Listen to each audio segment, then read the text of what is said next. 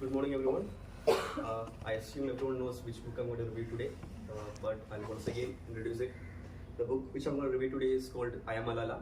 It is an autobiography of Malala Yousafzai, which is co-authored by Christina.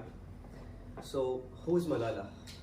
Since this book has been reviewed here a couple of times, I assume all of you might have some idea about who she is. So, who's Malala? Anyone?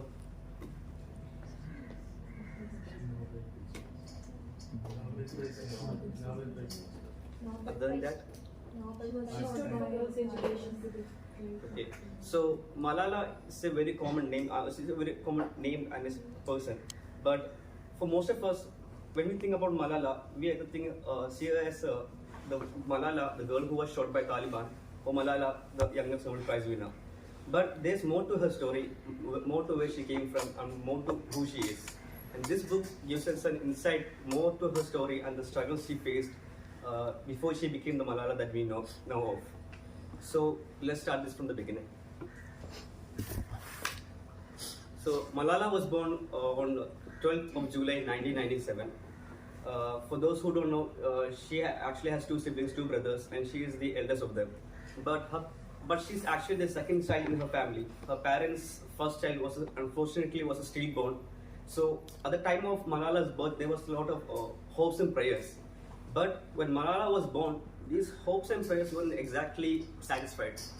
As you may know, in India, Pakistan, and many other countries in the past, the birth of girls were usually celebrated.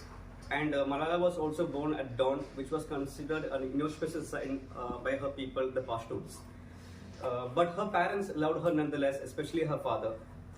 So Malala didn't actually belong to a very wealthy family or not even a middle class family. Her parents were financially weak, and her father couldn't even afford a hospital or a midwife for the birth of Malala. So growing up, she had a lot of financial issues. But as she grew up, she came to realize that financial troubles that she faced were nothing, and there were more to come. So she was born in a district called Swat Valley. She described it as one of the most beautiful places on earth, and it is often referred to as heaven on earth. And the people of Swat are usually very hospitable people. They treat their guests like family, and they're also people with honor. But even among the people of Swat Valley, the people of Pashtuns, there were a lot of restrictions for women. There were a lot of laws that prohibited women from being equal to men. But even then, the people of the Swat Valley enjoyed their lives. Both men and women enjoyed their lives until the arrival of Taliban. As you may know, Pakistan is a country that faces many political and governing issues. The first Prime Minister, Liaquat Ali Khan, was assassinated. The government was overthrown multiple of times, and many other political leaders were either jailed or killed. So it was rather easy for the Taliban to infiltrate the Pakistan. And as time grew, the Taliban started to outgrow both the government and the military. And at first, as I mentioned, the Taliban wasn't really considered as a threat. It was most considered as a small group of rebellion. But as I mentioned, as time passed, the Taliban outgrew the government and the military. And it was around this time that Malala also started to grow. See, Malala as a student was a very bright student, and she was always keen for knowledge. Her father, Ziauddin Yousafzai, has built a school, and he used to run that school. And Malala also used to study in that same school. And her father was also a social activist. So when the Taliban threatened to destroy schools, especially schools that taught girls, her father was among the very few that stood against them in the front lines. And Malala also used to protest against them, first in discretion, but gradually she made her voice loud and clear, just not in her country, but to the whole world.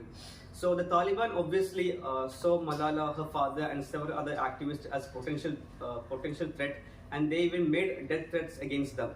But this didn't make Malala waver, and her father and her stood their ground and continued to fight for their rights.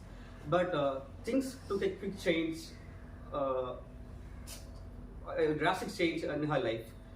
So it was October 9th, 2012. For Malala, it was just like any other day. And Malala, just like any other day, but it was a physics exam day. So physics was a rather difficult paper for Malala, and she was quite stressed, and she wasn't confident that she could do well, and she left her home stressed. But after going to school, after attending the exam, she was very happy that she was able to write the exam well, and she left the school in a very cheerful mood in her bus. But as the bus rode on, the bus came to a sudden halt at an army checkpoint, and two men entered the bus and asked, "Who is Malala?" And then shortly after, she was shot. Malala was then rushed to a nearby hospital and then to an army camp where her first surgery was done. But after further expert examination, it was decided that she has to be moved to a foreign country for better treatment. And the news of the attempt of assassination on Malala spread like wildfire, not in just her village, not just in her country, but the whole world. And many people assumed that she was dead or she was going to die soon. But her parents, especially her mother, was very hopeful, and she was then moved to a hospital in Britain. And after that, she received very good treatment from her, and fortunately, she was brought back to life, that too in very good health. And even after such a drastic event in her life, she didn't quit in fear. She still continued to fight for the right of women, for their education, along with her father. And then on October 10, 2014, that is almost 2 years later after she was shot, she was awarded the Nobel Prize for her courageous acts. And so this is the story of Malala. Now coming to the book itself, the one thing I have to talk about this book is the language used in this book is very easy, it's very understandable. You don't have to be Shashi Tharoor to understand the book. The language is very simple, and furthermore, it's also very descriptive, especially the locations, the geography, the structure of the buildings, the architect, the lifestyle of the people. As I mentioned before, I have never been to Pakistan, but when you read, after reading the book, you can almost understand how Pakistan is, the buildings, the people, the lifestyle. And another thing I also have to mention is that they provide pictures in this book of her classroom and also of her family. So I think this actually brings a more connection with the reader and the book. It's almost as if you're looking at the pictures of a family or relative, and it makes us more takes a more attention of the reader. And another thing also I have to mention that when you read this book, you don't just know the story about Malala or her family. You also get to know a lot of information, like for example, the history of Pakistan, the separation of India and Pakistan, the formation of Pakistan, the way the governments work, the various political leaders, their influence, and their other such things. So what I have to say is that overall it's a very nice book. And as I mentioned before, when I first selected this book, I was a bit hesitant to read this book because I was not usually a fan of non-fiction books. But now I'm actually glad that I got this opportunity to read this book, and I would also recommend for you everyone to read this book. Thank you.